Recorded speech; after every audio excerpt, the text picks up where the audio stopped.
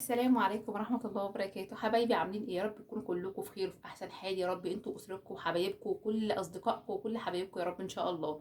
انا رباب ودي قناتي رباب شانل. اهلا بيكم في قناتي. النهارده ان شاء الله الفيديو بتاعنا باذن الله فيديو حلو قوي، هيوفر لست البيت فلوس ان شاء الله كتير من مصروف البيت. حاجات كده هو بنشتريها بندفع فيها فلوس هي اساسية، احنا بقى هنشوف لها بدايل. هنشوف لها بدايل من غير ما ندفع فيها فلوس، او هندفع فلوس بسيطه قوي. يعني بدل ما تدفعي مبلغ كده بتحطي بند معين كده هو كل شهر، او رقم معين كل شهر كده للحاجات دي تشتريها، لا احنا هنوفر في الحاجات دي، مش هنشتريها. في حاجات ممكن نشتريها بفلوس قليله وفي حاجات مش هنشتريها خالص، وهتبقى موجوده عندك برضو في البيت، هنوفر لك ليها بدايل. طيب ايه البدايل دي او ايه الحيل اللي احنا هنعملها دي؟ اول حاجه معانا يا ست الكل، انت دايما او كلنا يعني نبقى عاملين بند كده او جزء من المرتب ان احنا محتاجين نشتري ايه، مثلا ايه، ورق الزبده. كلنا بنحتاجه في البيت ورق الزبدة لأي سبب بقى، عايزة تحطيه تحت، عايزة تحطيه مثلا تحت حاجة بتدخلها الفرن، عايزة مثلا تحطيه تحت حلويات مثلا في صاج، يعني زي ما انت بقى بتستخدميه حسب استخدامك ليه. فورق الزبدة ده هنعمل فيه ايه؟ هنستغنى عنه خالص لأنه سعره ارتفع جدا، فهنستبدله بورق الصحي، بالورق الصحي. اهو الورق الصحي ده، الورق الصحي انا بستخدمه بقاله سنين معايا. يعني بصوا هو بيجي كده، هو كبير ما شاء الله. بصوا ده حجم الورقه، انا بجيب الحجم دوت. في منه احجام بس انا بجيب الحجم ده. عايزه بقى تطلعي بطاطس محمره، يعني بطاطس كده عايزه تطلعيها على الورق الصحي عشان الزيوت. بص هو سعره رخيص مش غالي، وفي نفس الوقت بيوفر معاك حاجات كتيره قوي، تستخدميه في حاجات كتيره قوي. ففعلا هتلاقي له استخدامات كتيره عندك في البيت، في مطبخك. فهاتيلك مثلا، بصوا انا جايبه نص كيلو بقاله فتره طويله قوي، ومع ذلك قاعد معايا ما شاء الله. عايزه اقول لكم ده كان نص كيلو، بس هو ايه، بيرمي كتير معاكي، يعني لما بيجي يوزن بيوزن كتير معاكي. وانت طبعا لما بتيجي تستخدمي ما بتستخدميش دي كلها، مثلا انا هو يعني قطعه من الورقه، بشوف انا محتاجه جزء قد ايه هستخدمه واروح قطعه ايه من الورقه. اهو بصوا هتلاقي ورقه كام مقطع صغير. فانت يعني ما تخضريش الحاجه. الحاجه كل ما تحافظي عليها كل ما تبقى فيها بركه عندك، فما تهدريش في الحاجه. يعني جبت الحاجه جبتيها رخيصه، ما تقوليش بقى دي رخيصه بقى استخدم منها زي ما انا عايزه، لا، ما خدي برضو بالمعقول. محتاجه مثلا عامله مثلا طاسه بطاطس صغيره، فخدي جزء صغير من الورقه. وهكذا حسب بقى استخدامك انت هتعملي بيها ايه. ممكن تغطي بيها البطاطا مثلا بنعملها في الفرن. يعني ده استخدام. انا كنت الاول بحط ورق زبده، لا دلوقتي دوت اغناني عن ورق الزبده. لما باجي مثلا اشوي بطاطس في الفرن واحطها في صينيه او في صاج، بروح مغطياها بورق من ده، بس ورقه كبيره شويه، واروح مدخلها الفرن. فاصبح ان هو بيوفر معايا حلو قوي، لان ورق الزبده غالي جدا. يبقى كده اول حاجه دي ايه، دي قلنا خلاص هنوفر فيها وهنستخدم ايه، الورق الصحي. هتلاقيه عند بتاع الورقيات اللي هو بيبيع المناديل والبامبرز والكلام دوت، هتلاقي عنده له عايزه ربع كيلو ورق صحي او نص كيلو حسب ما انت عايزه بقى. انا لما كنت جايبه من فتره طويله قوي كان ب 40 جنيه تقريبا، تقريبا كان ب 40 او اقل من كده. فهو دلوقتي انا مش عارفه بصراحه سعره كام. تاني حاجة الفينو. كلنا لما بنجيب حاجات من الفرن بنجيب فينو، بنجيب مثلا قرص، بنجيب اي حاجة من الفرن كده. فبيدينا اكياس التلاجة، بيبقى حاطط فيها هو الفينو والحاجات اللي احنا بنشتريها، المقرمشات بنشتريها من مثلا من الفرن. فالفينو لما تيجي تطلعي الفينو ما ترميش الاكياس بتاعته، الاكياس بتاعته بتبقى نظيفه. ممكن تاخديها تعيدي تدويرها تاني. هتعيدي تدويرها في ايه، ان انت ممكن تستخدميها في العيش، تحط فيها مثلا العيش. لو انت بتحطي العيش في الفريزر هتخلي، بصي هيبقى ليها استخدامات كتيره قوي عندك. انا عن نفسي لما بجيب كاس الفينو مش برميها، بخليها بعمل لها اعاده تدوير تاني، بحتاجها في اي حاجه. احط فيها شويه مش عارفه حاجه متبقيين مني، احط مش عارفه فيها ايه. بصوا اي حاجه بتلاقي لها هتلاقي لها مليون استخدام. يعني شوفي انت بتستخدمي اكياس التلاجة لما بتشتريها. يعني انا كنت جايبه الربع كيلو، الكيلو كان عامل 40 جنيه من اكياس التلاجة. فشوفي ده كان ايام العيد، يعني ساعه العيد كان عامل حوالي 40 جنيه. فشوفي دلوقتي هيبقى عامل كام مثلا. فلما تجيبي، لما توفري البند دوت، يعني لما توفري في البند بتاعك حتى لو بتجيبي ربع كيلو ولا بتجيبي نص كيلو، لما توفري الفلوس دي وتستخدمي اكياس الفينو في اي استخدام تاني انت تستخدمي في الاكياس، هيبقى حلو قوي، هيوفر معاكي. يبقى انت كده وفرتي بند. طيب هنيجي عندي اعزكم الله الزباله او القمامه. كلنا محتاجين شنط نحط فيها، نحطها في الباسكت بتاع القمامه او الزباله. طب هنعمل ايه؟ كيلو الشنط بقى غالي جدا، هتلاقيه معدي 60 جنيه، وممكن كمان يبقى اغلى. فبدل ما نجيب شنط للزباله ونستخدم وندفع فلوس، ده بند برضو هنوفره من الميزانيه. هنجيب ايه؟ كلنا طبعا لما بنروح السوق بنجيب حاجاتنا في شنط من السوق. الشنط دي ما ترميهاش، الشنط دي نفضيها كويس، يعني لو فيها بواقي مثلا بطاطس، بواقي مش عارفه طينه بتاعت البطاطس او بصل او حاجات من دي، نفضيها كويس وابداي ان انت تطبقيها، بحيث تبقي مطبقاها كده تطبيقه كويسه وتحطيها في شنطه خاصه بيها. دي شنط السوق اللي انت هتخليها للقمامه او للزباله، اعزكم الله. فلميها في كيس كده لوحدها على جنب، في درج كده لوحدها في كيس، تبقي عارفه ان دي الشنط اللي انت تستخدميها ايه، الحاجات ديت مش هترميها. فطبعا كنا كلنا الاول نجيب الشنط ونرميها وكده، لا طب وليه؟ حرام، ما الشنط بتبقى حلوه وكويسه وما فيش، ما حطيتيش فيها حاجه وحشه، انت جايبه فيها خضار والخضار احنا بناكله، فهي ما فيهاش حاجه وحشه عشان تترمي.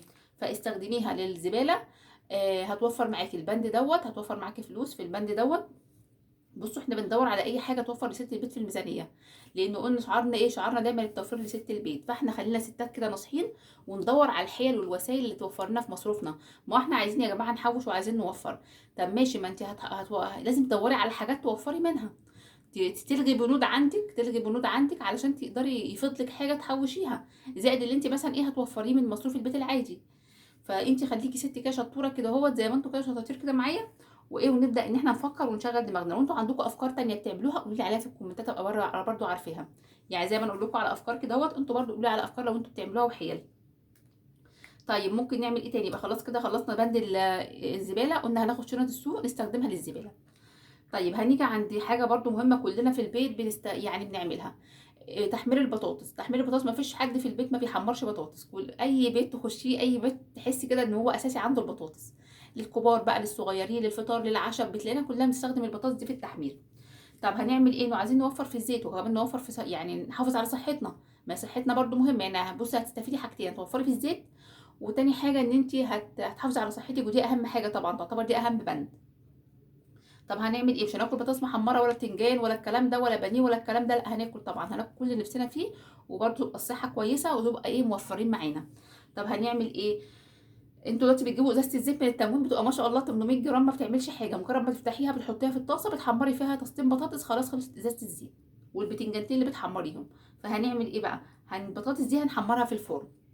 هتسلقي البطاطس، هتجيبي البطاطس تحطي ميه مغليه على البوتاجاز، وتروحي منزله فيها البطاطس اللي انت عايزه تحمريها، بس تبقي مقطعاها تخينه شويه، ما تقطعهاش رفيع، وتروحي منزلاها. اول ما تنزليها في الميه المغليه تبقي حاطه في الميه المغليه معلقه ملح ومعلقه معلقه خل، ومجرد ما الميه تغلي بتروحي مسقطه فيها البطاطس، وتروحي عدى 5 دقايق من نزول البطاطس في الميه، وتروحي مطلعاها مصفياها، وتروحي جايبه صاجه بقى صينيه، وتروحي مهويها كده عليها وتفرطيها، ما تحطيش حاجه فوق حاجه، يبقى لازم يبقى كله مفروض، وتروحي رش عليها معلقه زيت وتدخليها الفرن.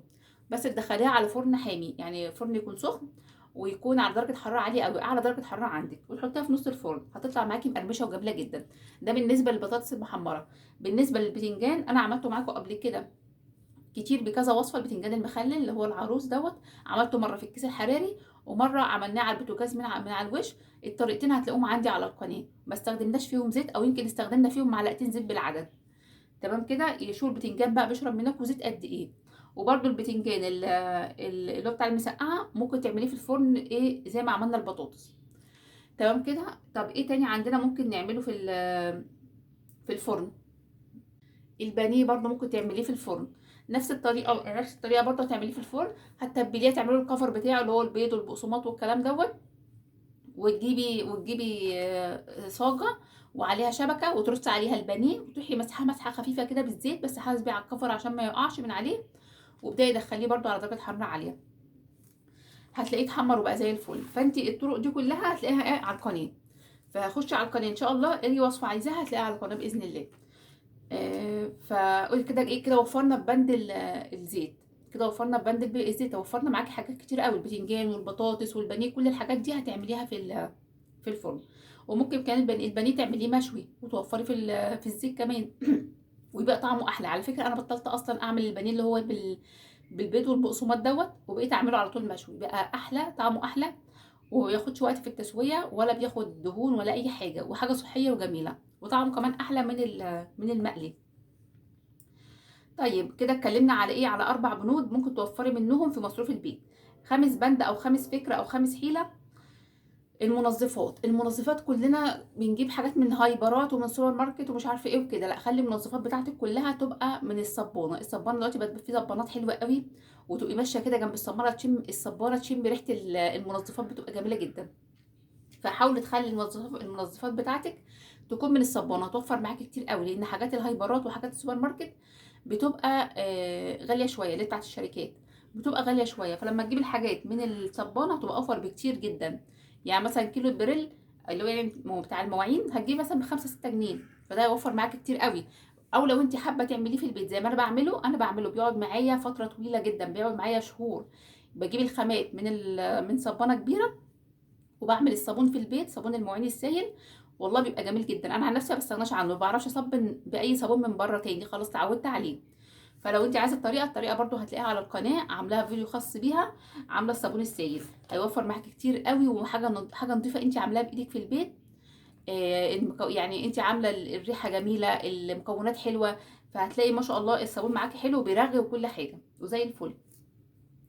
طيب ممكن نعمل ايه كمان؟ احنا دلوقتي لما بنيجي نغسل الحيطان، سادس حاجه معانا او سادس حيله، رقم 6، لما بنيجي نغسل الحيطان ونغسل الارضيات وعزكم الله قعدة الحمام والكلام دوت، بنعمل ايه؟ بنضطر نجيب اريال شويه رابسو يعني او اريال، ونستخدم ونتعك ايه الحاجات ديت، الحيطان والكلام ده والمطبخ والكلام ده. طيب ما انا ممكن اوفر بند الاريال ده، لان الاريال برضو بقى غالي، انا ما اقصدش الاريال كماركه لا، يعني اقصد الرابسو نفسه يعني، حسب ما انت بقى بتستخدمي اوكسي، بتستخدمي برسي، بتستخدمي النوع اللي انت بتستخدميه. فلما بتجيبي الرابس دوت او الاريال دوت وبتدعكي بيه، بيبقى غالي كتير كتير، بند كبير علينا ان احنا ندعك بيه الارضيات والكلام دوت. فعايزين نوفر، نعمل ايه عشان نوفر؟ نجيب كيلو بريل او كيلو صابون سائل، يعني من عند الصبانه ب5 جنيه او ب6 جنيه، حسب ما بتجيبيه وحسب الاسعار اللي عندك. وساعات بيبقوا عاملين عروض، يقول لك مثلا خدي 3 كيلو بسعر كذا، فيبقى فيها وفر. فدوري على يوم العرض اللي بيبقى عامل فيه العرض وهاتي منه.